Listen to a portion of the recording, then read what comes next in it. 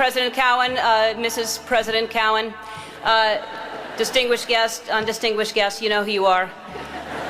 Honored faculty and creepy Spanish teacher. So, and thank you to all the graduating class of 2009. I realize most of you are hungover and have splitting headaches and haven't slept since Fat Tuesday, but you can't graduate till I finish, so listen up. When I was asked to make the commencement speech, I immediately said yes. Then I went to look up what commencement meant, which would have been easy if I had a dictionary, but most of the books in our house are Porsches and they're all written in Australian. So I had to break the word down myself to find out the meaning. Commencement, common and cement. Common cement. You commonly see cement on sidewalks. Sidewalks have cracks, and if you step on a crack, you break your mother's back. So there's that. But I'm honored that you've asked me here to speak at your common cement. I thought that you had to be a famous alumnus. You had to graduate from the school. And I didn't go to college here, and as I don't know if President Cowen knows, I didn't go to college at all, any college.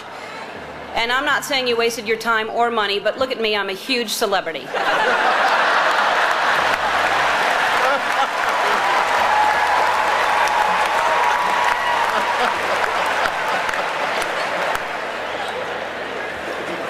Although I did graduate from the School of Hard Knocks, our mascot was the Knockers.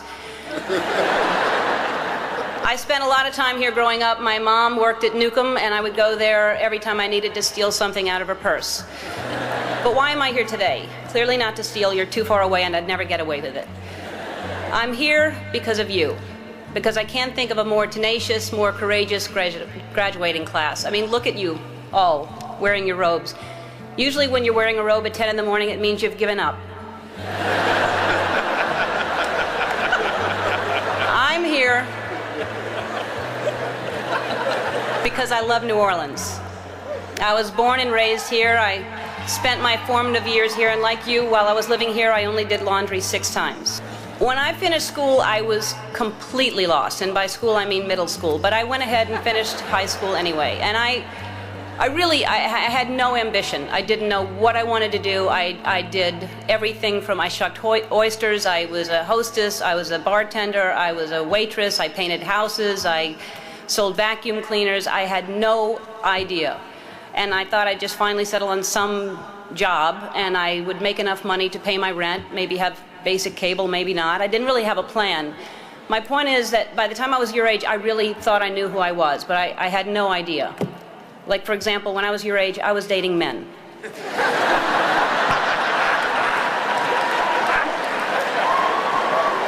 So what I'm saying is, when you're older, most of you will be gay.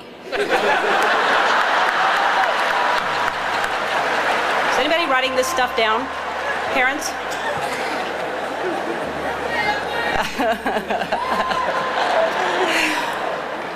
Anyway, I had no idea what I wanted to do with my life, and the way I ended up on this path was from a very tragic event. I was maybe 19, and my girlfriend at the time was killed in a car accident. And I passed the accident, and I didn't know it was her, and I kept going. And I found out shortly after that it was her. And I was living in a basement apartment. I had no money. I had no heat, no air. I had a mattress on the floor, and the apartment was infested with fleas. And I was soul searching. I was like, why is she suddenly gone and there are fleas here? I don't understand. There must be a purpose, and wouldn't it be so convenient if we could just pick up the phone and call God and ask these questions? And I started writing, and what poured out of me was an imaginary conversation with God, which was one-sided.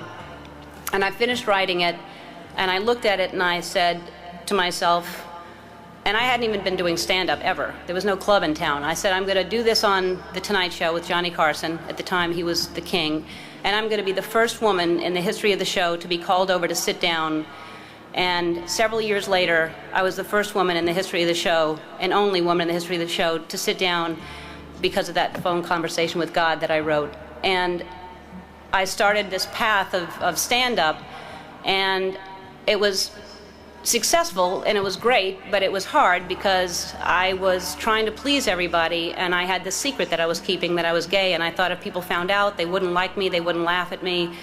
Then my career turned into, I got my own sitcom, and that was very successful, another level of success, and I thought, what if they find out I'm gay, then they'll never watch. And this was a long time ago. This was when we just had white presidents. But anyway, this was back many years ago. And I finally decided that I was living with so much shame and so much fear that I just couldn't live that way anymore. And I decided to come out and make it creative, and my character would come out at the same time. And it wasn't to make a political statement. It wasn't to do anything other than to free myself up from this heaviness that I was carrying around. And I just wanted to be honest. And I thought, what's the worst that can happen? I can lose my career. I did. I lost my career. I got the show was canceled after 6 years without even telling me. I read it in the paper. The phone didn't ring for 3 years. I had no offers. Nobody wanted to touch me at all. And yet I was getting letters from kids that almost committed suicide but didn't because of what I did. And I realized that I had a purpose, and it wasn't just about me, and it wasn't about celebrity, but I felt like I was being punished, and it was a bad time. I was angry, I was sad, and then I was offered a talk show. And the people that offered me the talk show tried to sell it, and most stations didn't want to pick it up. Most people didn't want to buy it because they thought nobody would watch me.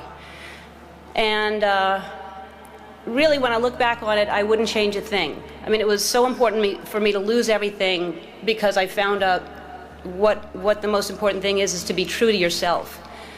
And ultimately, that's what's gotten me to this place. I don't live in fear. I'm free. I have no secrets. And I know I'll always be okay because no matter what, I know who I am.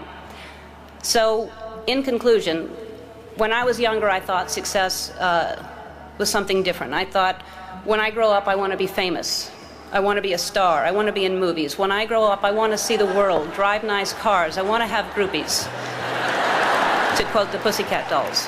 How many people thought it was boobies, by the way? It's not, it's groupies.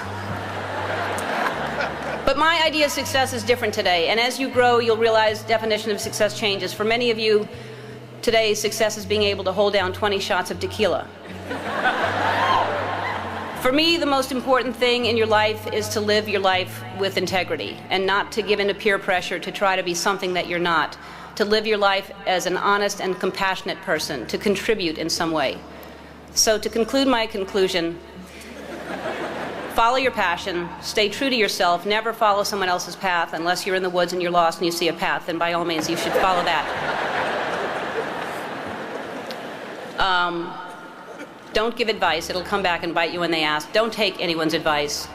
So my advice to you is to be true to yourself, and everything will be fine. And I know that a lot of you are concerned about your future, but there's no need to worry. The economy is booming, the job market is wide open, the planet is just fine. It's going to be great. You've already survived a hurricane. What else can happen to you? And as I mentioned before, some of the most devastating things that happen to you will teach you the most. And now you know the right questions to ask for your first job interview, like, is it above sea level? So to conclude my conclusion that I previously concluded in the Commencement speech, I guess what I'm trying to say is life is like one big Mardi Gras. But instead of showing your boobs, show people your brain. And if they like what they see, you'll have more beads than you know what to do with. And you'll be drunk most of the time. So to the Katrina Class of 2009, I say congratulations. And if you don't remember a thing I said today, remember this. You're gonna be okay. Dum, do, doom, doom, doom. Just dance.